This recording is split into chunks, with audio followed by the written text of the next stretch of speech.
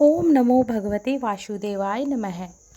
नमस्कार प्रिय भक्तजनों, आप पितरों को समर्पित इंदिरा एकादशी का व्रत आप सभी ने किया होगा, फिर एकादशी व्रत के नियमों का पालन भी किया होगा।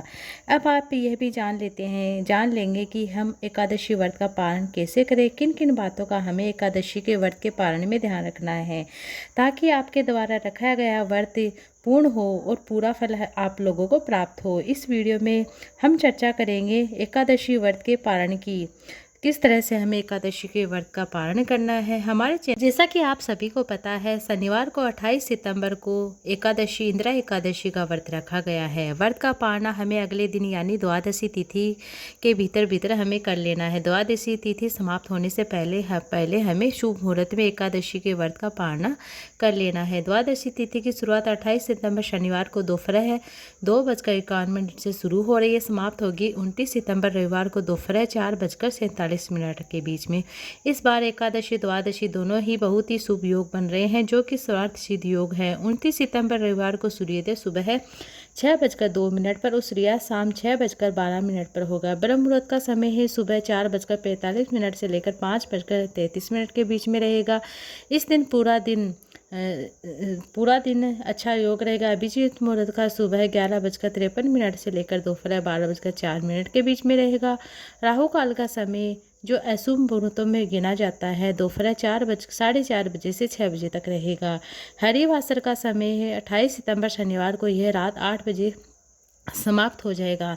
एकादशी व्रत का उपवास खोलना है 29 सितंबर रविवार को सुबह 6 बजे से लेकर 9 बजे के बीच में। इंदिरा एकादशी व्रत का पालना आप कर सकते हैं। जिन्हें ध्यान में रखना है, ये नियम व्रत को सही तरीके से समाप्त करने के अनुसार ही हमें फल प्राप्त होता है। जिससे सबसे पहले स्नान करना है। व्रत खोलने से पहले आपको प्रातः नित्य कर्मों से निवृत्त होकर स्नान करें, स्वच्छ वस्त्र धारण करें, तन और मन दोनों ही शुद्धि होनी चाहिए। उनका पूजा भगवान श्री हरि नारायण की पूजा करें, प्रार्थना करें और भगवान श्री हरि नारायण को चरणामृत का भोग लगाए। भगवान श्री हरि विष्णु को धूप दीप नैवेद्य अर्पित करें। नैवेद्य अर्पित कर जो भी हम करते हैं उसके ऊपर तुलसी पत्र अवश्य रखें। सूर्योदय के बाद और द्वादशी के दिन सूर्योदय के बाद यथासंभव हो से पालना जल्दी करना चाहिए।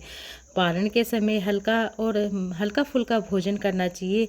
दूध जैसे कोई भी जूस वगैरह, मौसमी फल वगैरह, इनसे आप पालना कर सकते हैं। व्रत खोलते समय अपने महत्व को समझिए। श्रद्धा के साथ भोजन ग्रहण करना चाहिए। शुद्ध सात्विक भोजन ग्रहण करना चाहिए। प्रार्थना करें और श्रद्धांजलि। श्राद्ध पक्ष चल रहे तो आपको क्या करना है, अपने पूर्वजों की आत्मा के लिए प्रार्थना करें, उन्हें श्रद्धांजलि दे।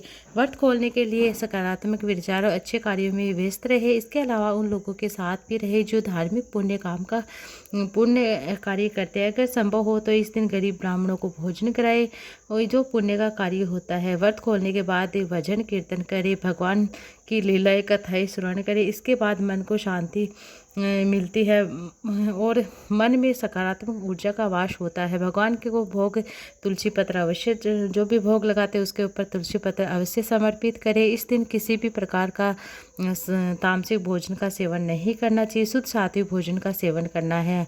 हो सके तो आज के दिन जैसे कुत्ते कौवे चींटियों के लिए भी आप कुछ न कुछ, जैसे कि चींटियों के अकॉर्डिंग दाना कुछ भी आप डालें। वैसे तो एकादशी व्रत का पालन चावल खाकर किया जाता है, क्योंकि एकादशी के दिन चावल ग्रहण नहीं किया जाता, तो हम द्वादशी के दिन चावल ग्रहण करके व्रत का पालना करते हैं। द्वादशी के दिन चावल का सेवन अवश्य करना चाहिए।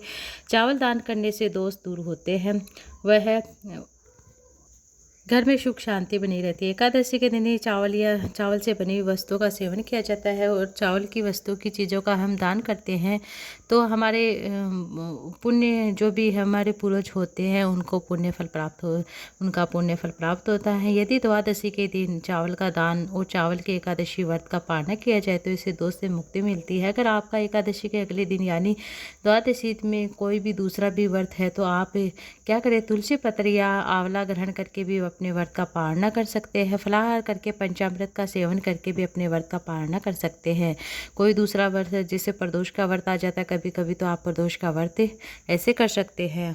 और पालना के समय तुलसी माता की पूजा अवश्य करें, साथ में तुलसी माता की कथा अवश्य सुने।